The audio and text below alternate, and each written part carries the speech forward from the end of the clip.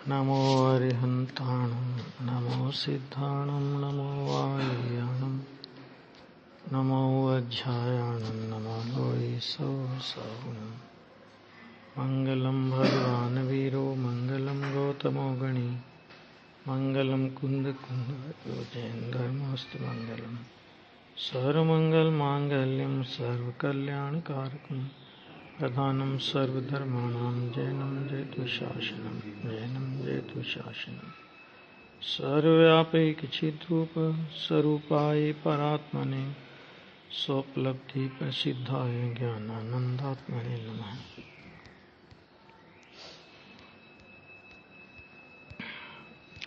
प्रवचन सार गाथा नंबर 100। इसमें उत्पाद व द्रव्य के अविनाभाव की चर्चा के अंतर्गत जो सर्वथा उत्पाद, सर्वथा व्यय अथवा सर्वथा द्रव्य को स्वीकार करता है, उसमें क्या क्या आपत्तियां आती है,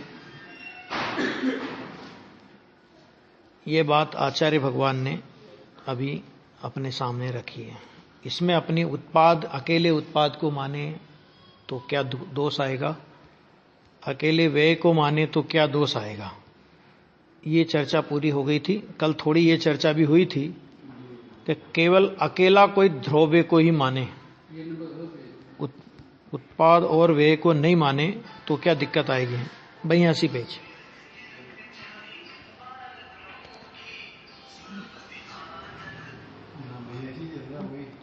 केवल स्थिति प्राप्त करने को जाने वाली मृतिका की व्यतिरेकों सहित स्थिति का मन अन्वय का उसके साथ अभाव होने से स्थिति ही नहीं होगी, अथवा तो क्षणिक को ही नित्यत्व आ जाएगा। ये एक बिंदु पर चर्चा कल अपनी हुई थी खाली, है ना।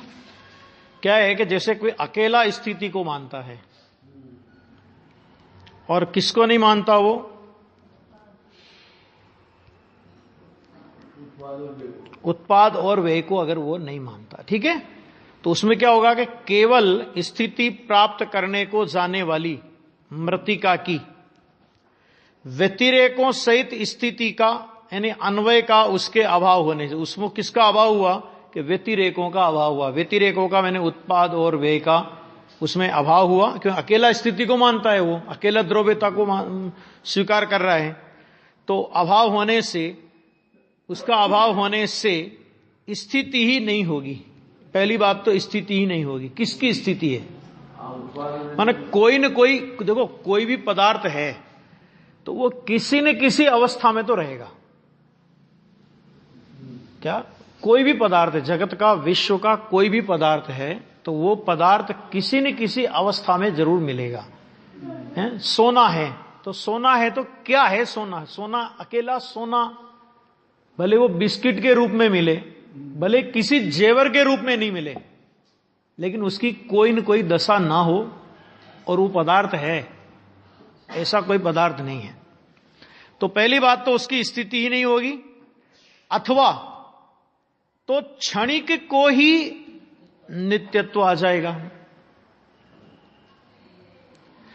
यदि मृतिका की स्थिति न होगी, कोई बात नहीं होगी तो हमें क्या दिक्कत है। तो उन्होंने कहा कि तेरे अकेली मिट्टी की थोड़ी बात है कि यदि मृतिका की स्थिति न होगी तो समस्त ही भावों की स्थिति नहीं होगी, है ना। विश्व में कोई पदार्थ भी ध्रुव बचेगा ही नहीं। अथवा यदि मिट्टी ध्रुव न रहे तो मिट्टी की ही भांति विश्व का कोई भी द्रव्य ध्रुव नहीं रहेगा, टिकेगा ही नहीं, ये दोष आएगा। कल अपनी इस पे काफी चर्चा हुई थी, क्योंकि देखो ये आया था ना, पहले एक बात आ चुकी थी, उस पर अपन ने खूब चर्चा की थी। देखो एक केवल स्थिति का एक नीचे फुटनोट में खुलासा है कि उत्पाद व्यय रहित, फुटनोट है नीचे, अकेला ध्रुवपना यानी अकेला स्थितिपना, अकेला अवस्थान, यानी अन्वय व्यतिरेकों सहित ही होता है। अन्वय माने ध्रुव, व्यतिरेकों सहित यानी उत्पाद व्यय सहित ही होता है। यानी अन्वय माने द्रव्य, व्यतिरेक माने पर्यायों सहित ही होता है। इसलिए द्रव्य उत्पाद व्यय सहित ही होगा। कभी भी द्रव्य है और उत्पाद व्यय नहीं है, तो कल जो चर्चा करी थी कि द्रव्य है या ये ध्रुव है, ये प्रसिद्ध ही उत्पाद व्यय में होता है। द्रव्य में द्रव्य कभी प्रसिद्ध होता ही नहीं है। आ गया, ये चर्चा काफी हो गई थी। तो अकेला नहीं हो सकता। जैसे उत्पाद या व्यय द्रव्य का अंश है, समग्र द्रव्य नहीं है, उसी प्रकार द्रव्य भी द्रव्य का अंश है, समग्र द्रव्य नहीं है। क्योंकि यहां कौन से द्रव्य की चर्चा चल रही है? यहां प्रमाण के विषयभूत द्रव्य की चर्चा चल रही है ना। तो समग्र, तो प्रमाण के विषयभूत द्रव्य में क्या है कि अकेला द्रव्य नहीं है। अकेला द्रव्य जैसे उत्पाद और व्यय वो उस द्रव्य का एक अंश है, उसी तरह ध्रुवता भी द्रव्य का एक अंश है। और ऐसे उत्पाद व द्रव्य रूप त्रिअंशों को सत कहते हैं, सत को द्रव्य का लक्षण कहते हैं। ये बात अपनी हुई थी। आगे देखिए, मिट्टी की ही भांति विश्व का कोई द्रव्य ध्रुवी नहीं रहेगा, टिकेगा ही नहीं, ये दोष आएगा एक। दूसरा दोष क्या आएगा कि यदि क्षणिक का नित्यत्व हो, क्षणिक का कोई बात नहीं, क्षणिक नित्य बन जाए, हमें क्या तकलीफ है कि क्षणिक का नित्यत्व हो, तो चित्त के क्षणिक भावों का भी नित्यत्व होगा। अर्थात मन का प्रत्येक विकल्प भी त्रैकालिक ध्रुव हो जाए, यह दोष आएगा। एक एक समय का विकल्प बदलता रहता है, बदलता रहता है। अब तुमने अगर तुमने उस नित्यत्व में उसमें मैंने उत्पाद में ही या क्षणिक में ही नित्यत्व की कल्पना कर ली, तो क्या होगा कि मन का हर विकल्प ध्रुव हो जाएगा। इसका मतलब क्या हुआ कि पर्याय का कभी अभाव ही सिद्ध नहीं होगा। तो क्या तकलीफ आएगी कि संसार मिट करके मोक्ष नहीं होगा, मिथ्या दर्शन मिट करके सम्य दर्शन नहीं होगा, दुख मिट करके सुख नहीं होगा, अधर्म मिट करके धर्म नहीं होगा, गेहूं मिट करके आटा नहीं होगा, आटा मिट करके लोई नहीं होगी, लोई मिट करके रोटी नहीं होगी। सारे दोष आ जाएंगे, क्योंकि वो तो नित्य हो गया। वो तो जो पर्याय को ही नित्य, या दो दोष आ गए कि या तो उत्पाद व्यय के बिना ध्रुव की सिद्धि नहीं होगी, या फिर तुमने उस अनित्य को ही नित्यत्व की कल्पना कर ली है। कहीं न कहीं तो कोई न कोई गड़बड़ होगी।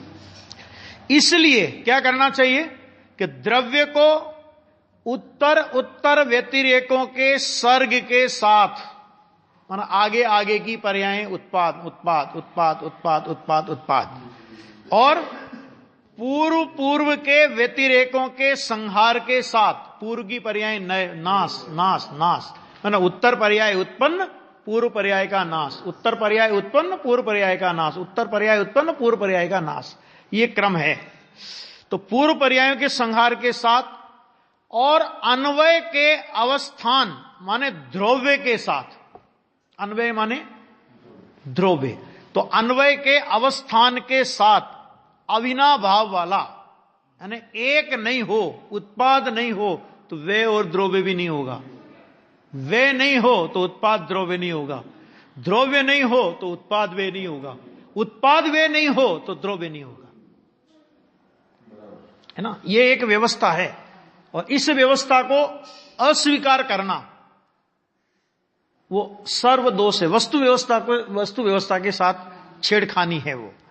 तो अविनाभाव वाला, जिसको निर्विघ्न माने अबाधित त्रिलक्षणता रूप लांछन, लांछन का अर्थ चिन्ह। देखो लांछन शब्द के बहुत अर्थ होते हैं। लांछन मैंने आपने इस पर ये लांछन लगा दिया, आरोप, यानी आरोप लगा दिया। यहां पर लांछन का मतलब है उसका चिन्ह है वो, उस त्रिलक्षणपना। तो वो त्रिलक्षण लांछन प्रकाशमान है, ऐसा अवश्य सम्मत करना। ठीक, करना चाहिए नहीं, करना ऑर्डर है, आदेश है। आ गया। इस तरह ये 100 गाथा का विषय तो ये आया। अभी देखो 101 निकालो अपनी जो चलती है, इसके बाद की गाथा 101 ले लो। 101 गाथा में बहुत अच्छा विषय तो वही है, अभी उत्पाद वे द्रव्य का ही विषय चलेगा अभी बहुत सारा। लेकिन अभी देखो 100 नंबर की गाथा के बाद 101 नंबर की गाथा में आचार्य कहते हैं कि अब उत्पाद आदि का, उत्पाद व्यय और ध्रुव का, उत्पाद आदि माने उत्पाद व्यय और ध्रुव का द्रव्य से अर्थांतरत्व नष्ट करते हैं। ये समझ लीजिए कि अपन बहुत बढ़िया सौभाग्यशाली युग में अपन लोग पैदा हुए हैं।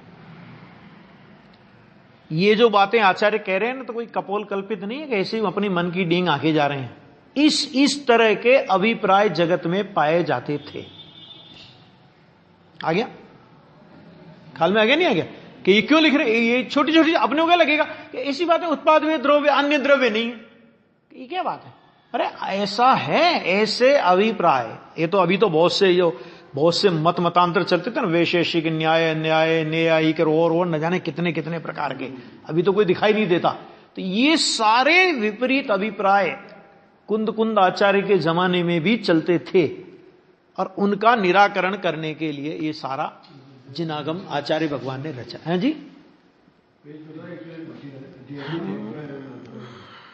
अरे इसी के आगे निकाल लो ना यार, बहुत है आगे है ये पेज नंबर, इसमें निकालो अभी आप 111 नंबर का पेज, 111-12। तो ये बात इसमें कह रहे हैं 101 नंबर की गाथा में कि अब उत्पाद आदि का माने उत्पाद व्यय और ध्रुव का अर्थांतरत्व नष्ट करते हैं। यानी ये द्रव्य से कोई अलग पदार्थ है, अलग सत्ता है इनकी, है ना। यह सिद्ध करते हैं कि उत्पाद वे द्रव्य से पृथक पदार्थ नहीं है। इसका अर्थ क्या हुआ कि उत्पाद वे स्वरूप द्रव्य ही है, द्रव्य से अलग उत्पाद वे द्रव्य कुछ नहीं होते। इस बात को यहां पर सत्ता अलग नहीं है, इसमें नाम भेद है। उत्पाद वे द्रव्य नाम वगैरह, सत्ता अलग नहीं है। सत्ता तो उत्पाद वे द्रव्यात्मक ही द्रव्य है, सत्य द्रव्य लक्षणम। तीनों की सत्ता, उत्पाद रूप है, वे रूप है, द्रव्य द्रव रूप है। ये अपने अपने रूप में अलग अलग होने पर भी द्रव्य से अलग नहीं है, ऐसा। अभी देखिए इसमें गाथा पढ़िए पहले, प्राकृत गाथा। उपादि भंगा विजंते पज्ज ए सुपजाया दव्वम ही संतिण्यदम तम्हा दव्वम हवदी सवम उत्पादिते मज द्रव्यने संहारे वर्ते पर्यये ने पर्ययो द्रव्ये नियमति सर्वते थी द्रव्य छे। देखिए, उत्पाद स्थिति भंगा गाथा का शब्द है।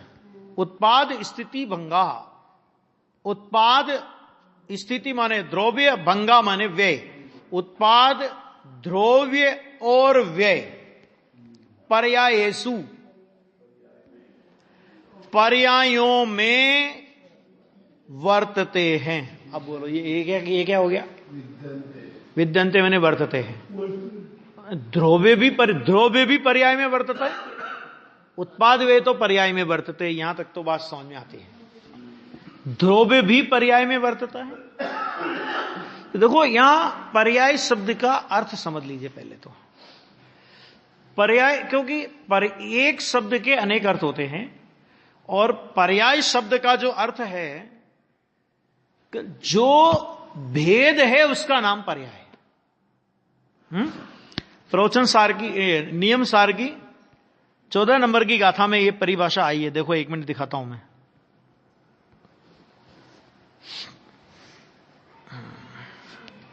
एक मिनट निकालते हैं। नियम सार,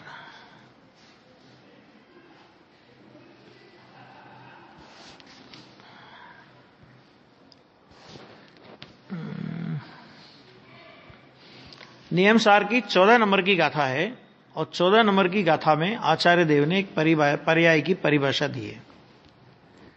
बहुत अच्छी परिभाषा दी है कि पर्याय माने क्या। तो उन्होंने एक बहुत अच्छी बात इसमें कह दी, वो अपन थोड़ा देख लेते हैं उसको। आचार्य के शब्द देख लेना चाहिए। गुरुदेव की भी ये परंपरा रही है कि कोई भी बात हो तो सब, कोई भी छोटी सी बात हो, हाँ लाओ नियम सार है रखो। तो ऐसा नहीं ऐसा नहीं, तुमको नहीं, गुरुदेव बोलते हैं ऐसा, तो वो फटाफट नियम सार निकाल के। तो ऐसे देखो ये पद्धति है, और ये पद्धति इसलिए भी जरूरी है कि ये इसमें बिल्कुल व्यवस्था रहती है, इसमें है सभी है। 14 नंबर की गाथा है नियम सार में, और नियम सार में ये बोल्ड अक्षरों में होगा। गाथा पूरी हो जाती है ना, देखिए इसके बाद परिसमन्तात भेद मिति गच्छति पर्याय मिला इसके, हाँ गाथा पूरी होने के बाद, गाथा पूरी होने से पहले है, उसकी टीका चल रही है अभी, बीच में है। परिसमन्तात भेद मिति गच्छति पर्याय, अर्थात जो सर्व ओर से भेद को प्राप्त करे सो पर्याय है। अभी पर्याय की परिभाषा क्या हुई? अभी तक अपन ने पर्याय की परिभाषा क्या पढ़ी है? गुणों के कार्य को पर्याय कहते हैं। वो एक परिभाषा है, उसका निषेध कहीं नहीं है, लेकिन उसके अलावा भी पर्याय है।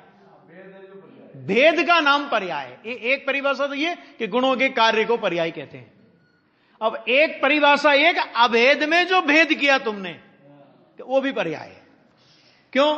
क्योंकि पर्यायार्थिक नय का विषय। किस नय का विषय? अनंत गुण द्रव्यार्थिक नय का विषय, और अनंत गुणों का भेद ये पर्यायार्थिक नय का विषय। ये चर्चा आई है, समझने जैसी चर्चा है।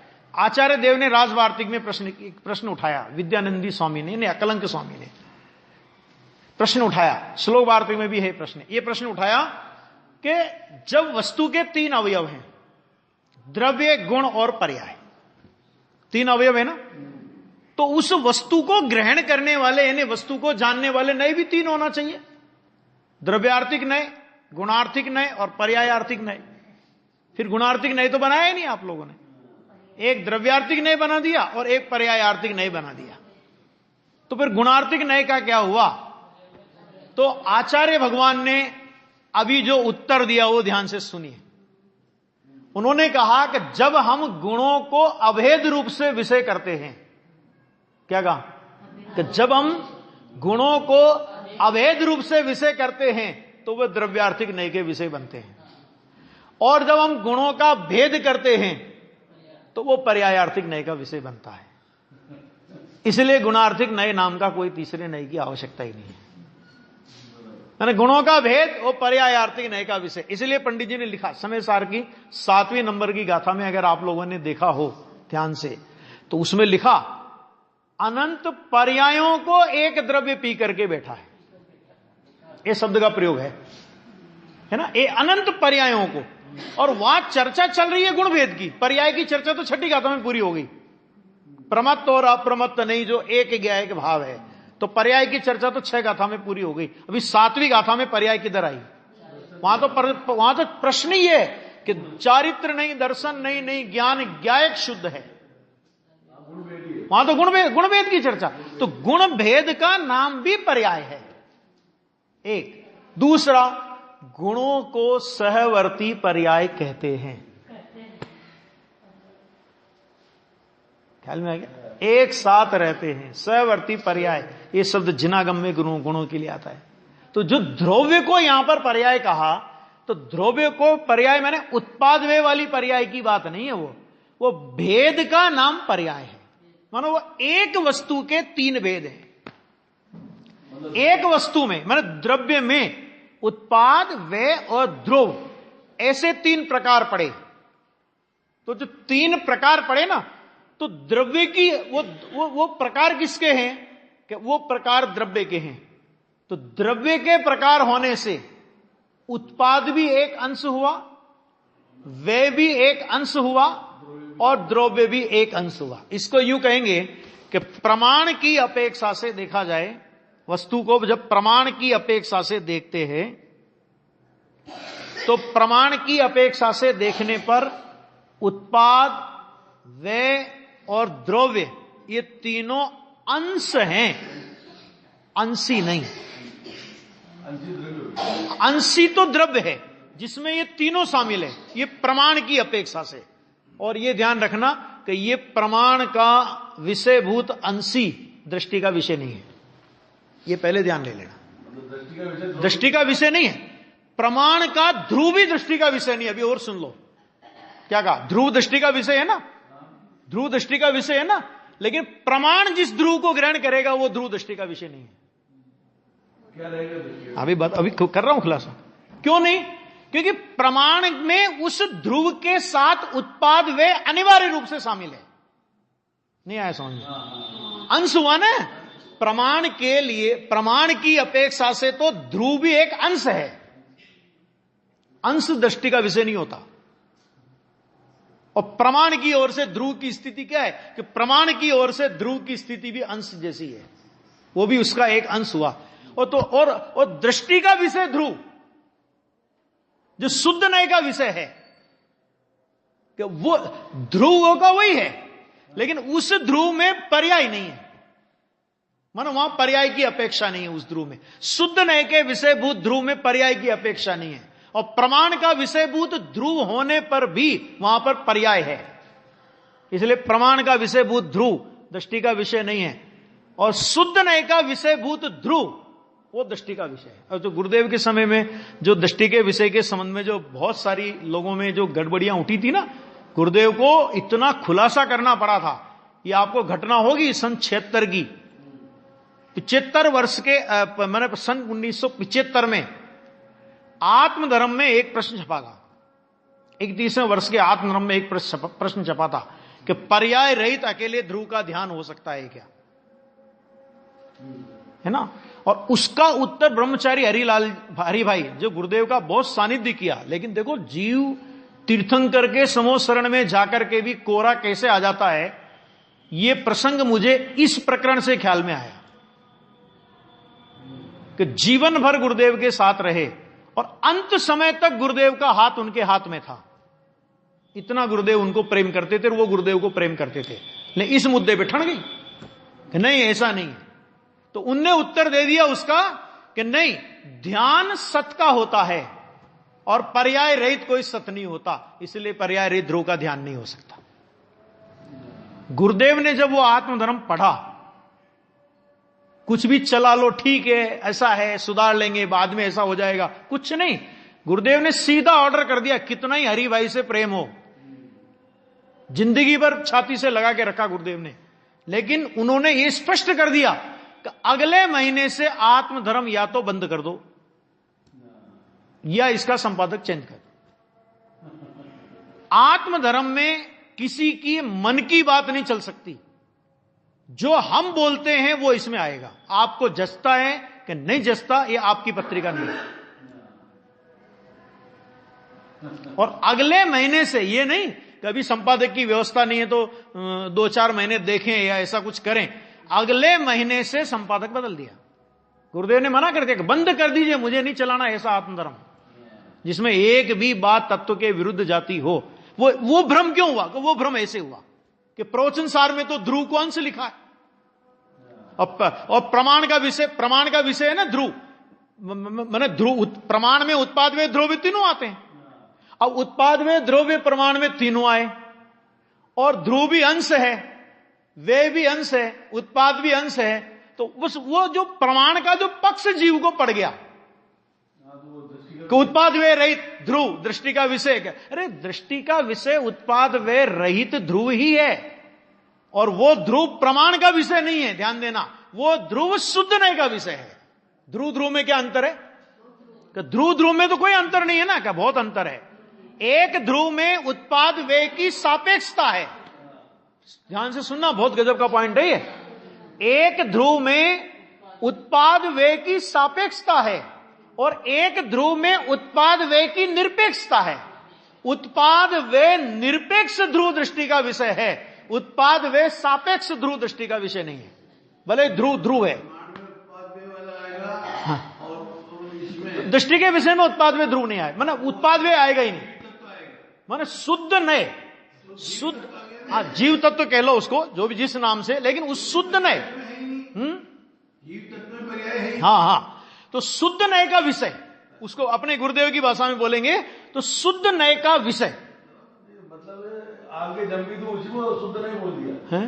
और आगे जम भी तो नहीं, ऐसा नहीं, ऐसा मनमर्जी नहीं चलती किसी की, यहां पे मनमर्जी नहीं चलती। शुद्ध नए का विषय जिसमें पर्याय नहीं है, पर्याय नहीं है, तो उसका हाँ? तो भाई कोई पर्याय एक द्रव्य है, जीव तत्व है। हाँ, जीव तत्व में शुद्ध पर्याय नहीं, अशुद्ध पर्याय है। बराबर, वो बराबर है। पर अभी यहां तो द्रव्य की भाषा में बात चल रही है ना, तो अपने को द्रव्य की भाषा में समझना पड़ेगा, वो बात बराबर है। तत्व में तत्व ही दृष्टि का विषय है, लेकिन द्रव्य की भाषा में चल रही है बात, तो कैसे समझेंगे इसी बात को कि द्रव्य की भाषा में समझेंगे तो प्रमाण का विषय द्रव्य दृष्टि का विषय नहीं है, भले ही उसमें ध्रुव है। कोई कहेगा हम प्रमाण के ध्रुव को दृष्टि का विषय बना लें, तो कि प्रमाण के ध्रुव में उत्पाद व्यय की सापेक्षता के बिना प्रमाण का ध्रुव नहीं होता। ये एंगल समझने का है प्रवचन सार। हाँ, प्रमाण में दोनों आएंगे ना, प्रमाण में पर्याय का निषेध नहीं आता। और इसलिए आचार्य देव ने कहा, देव ये कोई मेरे घर की बात नहीं है, ये देवसेन आचार्य का वचन है इसके पीछे। और गुरुदेव श्री को वो इतना प्रिय था। श्रुत भुवन दीपक नय चक्र नाम का एक ग्रंथ है, श्रुत भुवन दीपक नय चक्र। और गुरुदेव श्री को तो प्रिय था, गुरुदेव श्री तो उस बात को अपने प्रवचन में लेते थे। ये बहुत प्रसंग बने हैं ऐसे गुरुदेव के जीवन काल में कि वो जो श्रुत भुवन दीपक नय चक्र है, उसका ये अंश बहुत प्रसिद्ध रहा। उसमें क्या लिखा कि प्रमाण पूज्य है कि नए पूज्य है, ये प्रश्न उठा कि प्रमाण पूज्य है कि नए पूज्य है। तो उन्होंने कहा कि वस्तु की सिद्धि करनी हो तो प्रमाण पूज्य है, लेकिन प्रयोजन की सिद्धि के लिए निश्चय नए पूज्यतम है। पूज्य नहीं लिखा उसको, प्रमाण, क्योंकि प्रमाण को पूज्य कह दिया ना। वस्तु की सिद्धि करने के लिए, वस्तु की सिद्धि के लिए, प्रयोजन की सिद्धि के लिए प्रमाण पूज्य नहीं, वस्तु की सिद्धि के लिए प्रमाण पूज्य है। तो उन्होंने कहा कि प्रयोजन की सिद्धि करना ना तुझे, तो निश्चय नए पूज्यतम है। निश्चय नए माने निश्चय नए का विषय। क्यों? तो कि उसमें पर्याय का निषेध आता है, प्रमाण में पर्याय का निषेध नहीं आता। दृष्टि के विषय में मैं एक मिनट मेरी बात पूरी कर लूं, उसके बाद अब आ गया कि जब यह है कि ऐसा है, तो अज्ञानी जीव क्या कि फिर गुरुदेव ने एक न्याय निकाला उसमें से कि प्रमाण पूज्य क्यों नहीं है। तो उन्होंने कहा कि प्रमाण खुद व्यवहार नहीं का विषय है। समझ में आया? प्रमाण का देखो, प्रमाण कौन से नए का विषय हो गया कि प्रमाण सद्भूत व्यवहार नए का विषय हो गया। द्रव्य गुण पर्याय तीनों को मिलाता है ना वो, तो एक ही द्रव्य के द्रव्य गुण पर्याय को उसी द्रव्य में देखना, ये सद्भूत व्यवहार नहीं हो गया। तो सद्भुत व्यवहार नहीं का विषय हो गया, इसलिए वो व्यवहार नहीं तो अभूतार्थ, व्यवहार नहीं तो आश्रय करने लायक नहीं है, व्यवहार नहीं तो विकल्प खड़ा करता है, व्यवहार नहीं के आश्रय तो सम्य दर्शन होता नहीं। और प्रमाण पूज्य निश्चय नए पूज्यतम है, क्योंकि उसमें पर्याय का निषेध आता है। तो अपने दृष्टि के विषयभूत प्रयोजन की सिद्धि उसमें अपने हो जाती है। और इसलिए सोगानी जी बोलते थे, द्रव्य दृष्टि प्रकाश में बोल है कि इस जीव को दो डर है। आज जो अपने मुमुक्षु समाज में एक क्रियाकांड वाला वर्ग चल रहा है, तो उसके पीछे कारण वही है। लोगों को क्या होता है, अरे निश्चयभाषी हो जाएंगे, ऐसी बातें कहोगे तो निश्चयभाषी हो जाएंगे। माने समय सार मत पढ़ो, सभा में अभी अपने लोगों में, औरों की छोड़ो।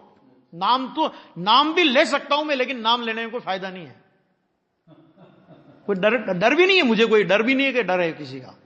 लेकिन मतलब क्या है ये, क्यों तुम्हें डर लगता है? जब आचार्य को डर नहीं लगा, तुम आचार्य से बड़े हो गए। आचार्य ने किसके लिए लिखा था? समय सार अप्रतिबुद्ध जीवों के लिए लिखा था। पहले आत्मा को जान, ये बात आचार्य भगवान ने किसे कही? अज्ञानी को कही। बहुत विचार करने की बात है। ये निश्चयाभास होने का डर और प्रमाण ज्ञान का लोभ, ये जीव को निश्चय में नहीं आने देता है। सबसे बड़ा सबसे बड़ा खतरा है। और ये निश्चयाभास के निषेध के नाम पर, जिसको उन लोगों ने निश्चयाभास समझ लिया, उसके निषेध के नाम पर वो उभयाभास का पोषण कर रहे हैं। कहते हुए तो अच्छा नहीं लगता, लेकिन कहना पड़ता है। उभयाभास का पोषण, ये कौन सा नया है भैया? ऐसा तो होना चाहिए, फिर ऐसा होगा, ऐसा तो होना चाहिए, फिर ऐसा, क्या होगा ऐसा? आचार्य भगवान ने जो पहले मूल बात करी, वो मूल बात पहले बताओ। जीव बहुत मुश्किल से अपना समय निकालता है, और सत्य बात उसके कान में नहीं पड़े, इधर उधर की लाई लप्पा मारते रहो, उससे कोई लाभ नहीं होने वाला। आ गया? अब बोलो, प्रश्न क्या था? दृष्टि के विषय में, हाँ, अपन शुद्ध के दृष्टि के विषय में ले रहे हैं, उस समय पे पर्याय कहां जाएगी? पर्याय में है, पर्याय देखो, कल भी खुलासा किया था इस बात का कि पर्याय को पर्याय में रहने दो ना, क्या तकलीफ है? हमको विषय करना है अपने तत्व को। पर्याय की गौणता होकर के दृष्टि उसको अपने तत्व को विषय कर लेती है, नष्ट नहीं होती। कल मैंने कहा था ना, पर्याय वस्तु में से नहीं चली जाती, दृष्टि के विषय में से पर्याय का निषेध होता है।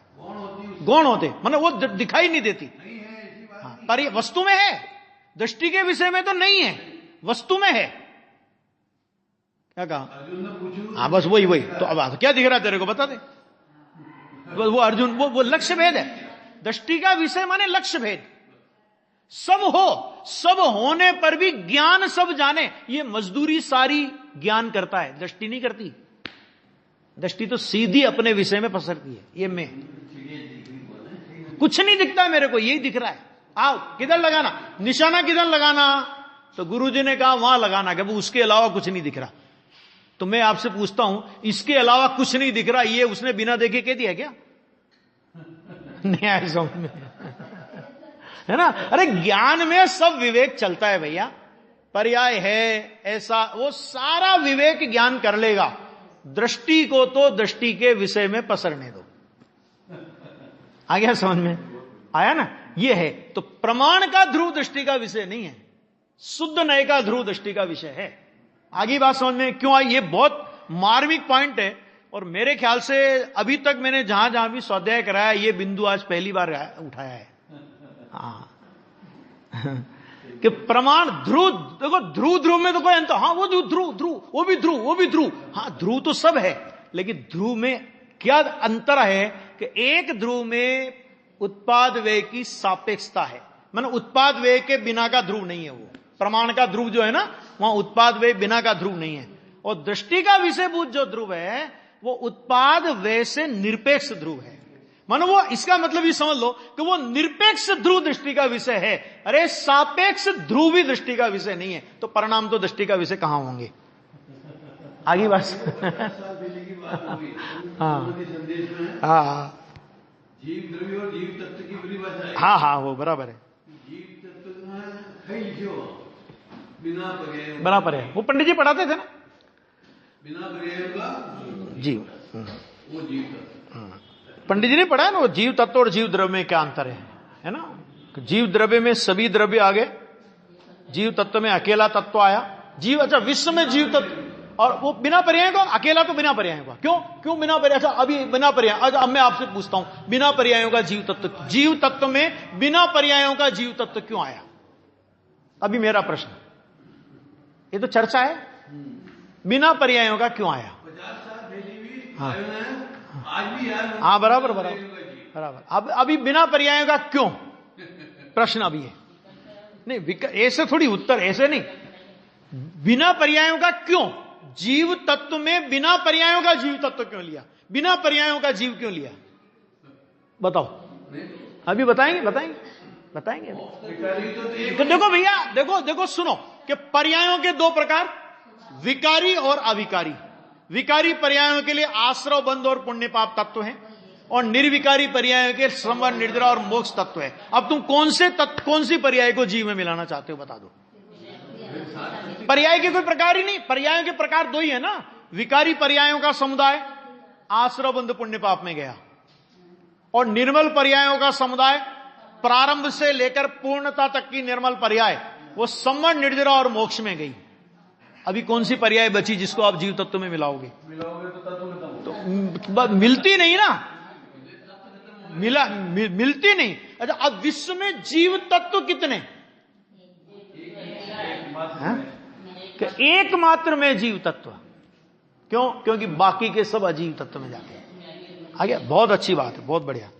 चलिए, ये बात आई इसमें कि उत्पाद आदि के वो सिद्ध करते हैं। माना दो बिंदु समझ में आ गए ना, कि प्रमाण और नए में जो ध्रुवता का जो अंतर है, ध्रुवता में है ना, ध्रुवता किस तरह लेना, मतलब प्रमाण में ध्रुवता किस तरह ली जाएगी और नए में ध्रुवता किस तरह ली जाएगी।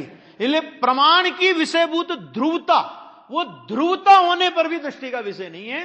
क्यों नहीं है? क्योंकि उत्पाद व्यय की सापेक्षता है और शुद्ध नए का विषयभूत ध्रुव है ना, कि वो दृष्टि का विषय है, क्योंकि उसमें उत्पाद व्यय की निरपेक्षता है। यानी निरपेक्ष ध्रुव दृष्टि का विषय है, सापेक्ष ध्रुव दृष्टि का विषय नहीं है। ये बिंदु है, बहुत गजब का है। देखो आगे बात समझ आ गई। पर्याय उत्पाद व्यय और द्रव्य, उत्पाद द्रव्य और व्यय पर्यायों में वर्तते हैं। किसमें वर्तते हैं? पर्यायों में। तो द्रव्य को भी यहां पर किसमें वर्तना कहा? पर्यायों में, है ना। हाँ, अब पर्याय में वर्तना क्यों कहा? कि वो द्रव्य का एक भेद है, एक भेद है। उत्पाद एक भेद है, वे एक भेद है, द्रव्यता एक भेद है। भेद हुआ सो व्यवहार, पर्याय, सॉरी, भेद हुआ सो पर्याय। तो वो पर्याय में वर्तते हैं। पर्याय नियम से द्रव्य में होती है। किसमें होती है? उत्पाद वे द्रव्य किसके? द्रव्य के। द्रव्य ना हो और उत्पाद वे द्रव्य हो जाए तो प्रश्न ये हो किसके हैं? कि द्रव्य के। द्रव्य में होती है। इसलिए यह सब, कौन सब? उत्पाद वे और द्रव्य, ये सब द्रव्य है। आ गया, है ना। ये एक बात इस गाथा की गाथार्थ में आचार्य देव ने कही, है ना।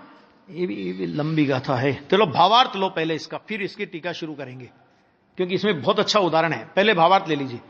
बीज, अंकुर और वृक्षत्व। बीज, अंकुर और वृक्षत्व, यह वृक्ष के अंश हैं। किसके अंश हैं ये? कि ये वृक्ष के अंश हैं। बीज का नाश, अंकुर का उत्पाद और वृक्षत्व का द्रव्य। बोलो कितनी गजब की है। क्या आया? आया? तीनों एक ही साथ होते हैं। आ गया? तो बीज में वृक्ष है कि नहीं? बीज में वृक्ष है कि नहीं? अगर बीज में वृक्ष नहीं होता तो बीज बो ही नहीं सकते थे आप। आपको और हमको पता है कि इसमें से आया कि नहीं आया? अंकुर उगा तो हम क्या बोले कि देखो आम के पेड़ हमारे, अपन अरे अभी तो इतने से 5 साल लगेंगे आम लगने में, तो भी अपन क्या बोलते हैं? ये आम के पेड़ बोलते कि नहीं? अंकुर में वृक्षत्व और वृक्षत्व। देखो तो बीज का नाश, अंकुर का उत्पाद और वृक्षत्व का द्रव्य, माने वो बीज में भी है, अंकुर में भी है, और पेड़ उगा तब तो सबको दिख ही रहा है। द्रव्य तीनों एक ही साथ होते हैं। इस प्रकार नाश बीज के आश्रित है, उत्पाद अंकुर के आश्रित है, और द्रव्य वृक्षत्व के आश्रित है। नाश, उत्पाद और द्रव्य बीज, अंकुर और वृक्ष से भिन्न पदार्थ रूप नहीं है। कितना सरल दृष्टांत देकर के अभी टीका पूरा समझा दिया। कितना मतलब इतना सरल उदाहरण। अब बताओ पेड़ से कौन परिचित नहीं है? आचार्य भगवान कितने सरल दृष्टांत लेते हैं। क्यों लेते हैं? अरे जगत के जीवों को समझाने के लिए। आपको ये पता है, ये जो आचार्य देव ने प्राकृत भाषा में ग्रंथ रचे, ये प्राकृत भाषा उस जमाने के लोगों की बोलचाल की भाषा थी।